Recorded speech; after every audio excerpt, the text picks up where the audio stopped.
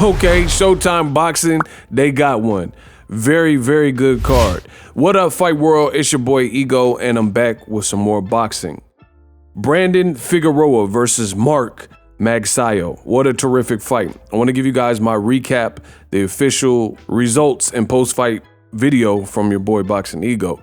Very good fight, terrific fight, and enjoyed it. Showtime Boxing from top to bottom, the card delivered.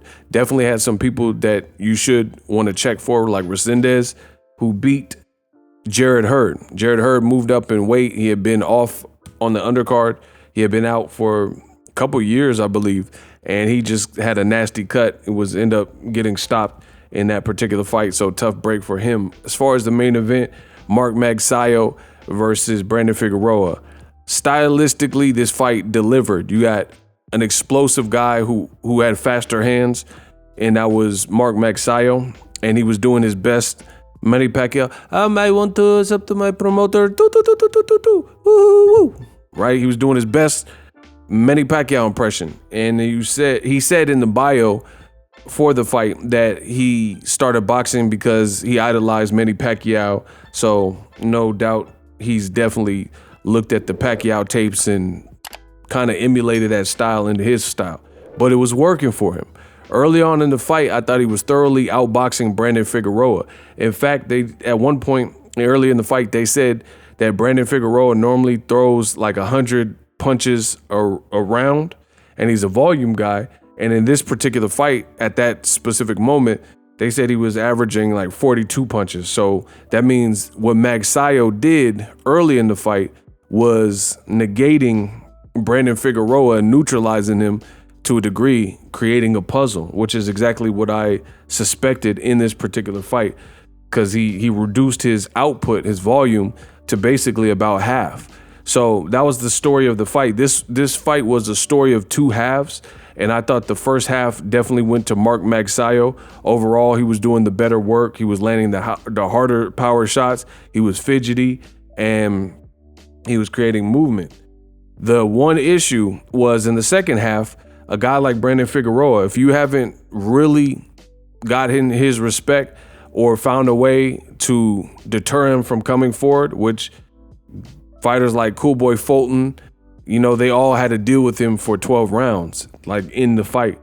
He has a nagging style and he has a chin and he has heart. You got to give him credit for the heart, because that boy don't stop. He fights kind of like his brother, you know, Omar Figueroa. He has a battery, he has an engine, and he just won't stop. So if you can't stop him, then you're going to be in a world of hurt, and you better have some good cardio. And Mark Magsayo, a guy who has struggled with cardio in the past, that kind of showed up, because in the back half of the fight, he looked very flat, and a telltale sign for somebody with keen eyes when it comes to this sport of boxing, such as myself, was there were certain stanzas of the fight in the second half and the back half of the fight where the pressure from Figueroa and the relentless pace and output was clearly fatiguing, and you've seen Mark Magsayo wilting, because there were certain moments where he was easy to go down. Like he must have been on the canvas. No one got knocked down in the fight officially, but he was definitely like getting blown over. Like a strong gust of wind, whoosh, could have probably knocked him down. He just was fatigued. I mean, even there was one round late in the fight where it looked like the overwhelming, relentless style of Figueroa, it looked like he took a knee like Kaepernick, you know? But all these things and elements made for a sensational fight. Very good fight. Credit to Brandon Figueroa for weathering the early storm and having that battery and that engine to put out that pace. And because he was getting hit with some shots, he's not necessarily a guy known for an elusive Pernell Whitaker defense. So he weathered that, and he owned most of the back half of the fight. Again, that's where Mark Magsayo faded. He was wilting. He was easy to go down. He was slipping. He did get punched low, and you could tell he wanted a breather. But all in all, it was a great fight. Brandon Figueroa, they had him winning. Judges had him winning via unanimous decision. I'm not mad at the outcome. I thought the fight personally was draw-ish. You know, I could have seen either guy winning by a slight margin. A draw would have been cool for me. The biggest gripe I have, I give you guys the good, the bad, and the ugly.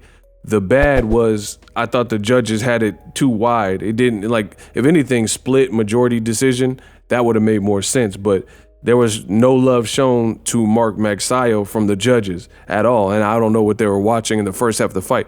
Listen, the bottom line is you got to just score a fight round by round. That's what I do. So you just have to tally up this and that, and then you should have a score at the end. That's the winner, period. No more, no less. I do have to add that the referee, that's part of the ugly. I thought the referee was too aggressive. He was asserting himself into the fight and making the storyline less about the two warriors and more about him, because he did at two separate moments deduct 2 points from Mark Magsayo for holding, and I just thought the timing of the infractions and the point deduction was weak personally, and I hate to see that in a close fight. You don't want to see the referee shade the outcome because they're doing, and I understand rules and you got to command the ring and control of the ring, but I didn't think anything was egregious enough at those given moments where 2 points definitely needed to be deducted, no questions asked. That's just me personally. It's just how you prefer your reffing.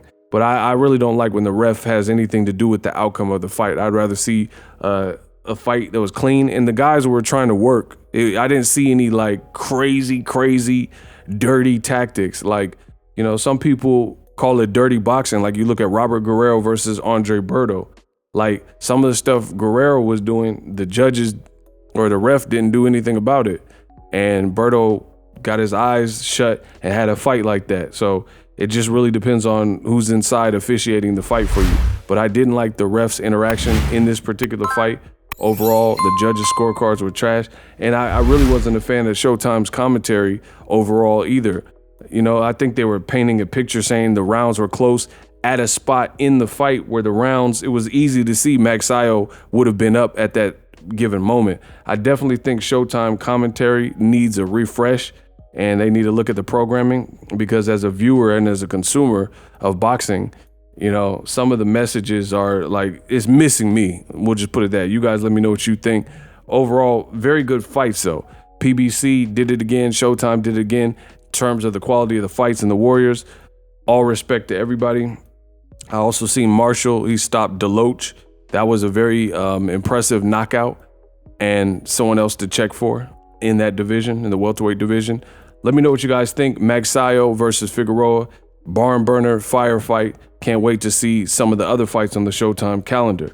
Drop your thoughts in the comment section, and I'm out. Introducing Super Thanks. Right here on the official Boxingego YouTube. Super Thanks allows you, the viewers, to show a little bit of extra gratitude, which enables me as a full-time content creator to push out the content you need in the world of boxing. Underneath all the videos, you will see a heart with the $sign in it. You can enter any amount that you find suitable as a super thanks. A brand new, interactive, and colorful way to get your comments highlighted and noticed by not only myself, but other people on the YouTube platform. Super thanks, a unique and cool way to show and applaud us full-time content creators. Hopefully you guys enjoy the content. Super thanks. The future is now. The Hibernation 5s by Kenichi Bear.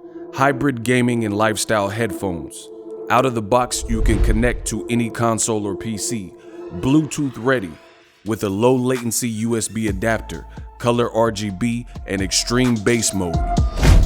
The Hibernation 5s adjust to you. Whether you need a gaming, travel, gym, or lifestyle headphones, the Hibernations got you covered. The new Hibernation 5s, link in the description. Customize the way you hear the world. Welcome to the nation. Are you tired of your YouTube videos not getting any views? Well, consider TubeBuddy. I've used TubeBuddy for years to scale up my YouTube channel. Now we're sitting over 200,000 subscribers. TubeBuddy is a browser extension that offers a ton of built-in productivity and time-saving services to take your channel to the next level. Use my link in the description to get started with TubeBuddy and level up your channel faster. We working.